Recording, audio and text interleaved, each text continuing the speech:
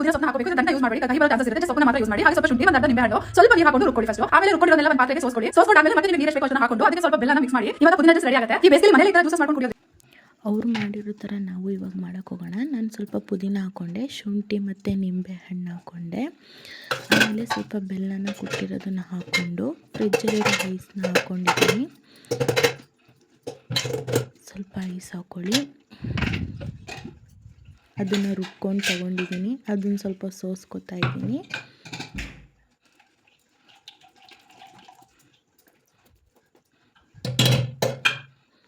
ಸೋಸ್ಕೊಂಡಾದ್ಮೇಲೆ ಅದಕ್ಕೆ ಸ್ವಲ್ಪ ನೀರನ್ನ ಹಾಕೋತಾ ಇದ್ದೀನಿ.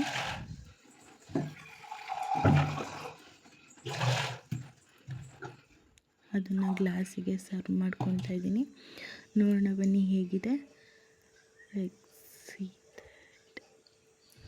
ಬಟ್ ಸ್ವಲ್ಪ ಪುದೀನ ಫ್ಲೇವರೇ ಬರ್ತಿತ್ತು, ಅಷ್ಟೇನು ಚೆನ್ನಾಗಿಲ್ಲ.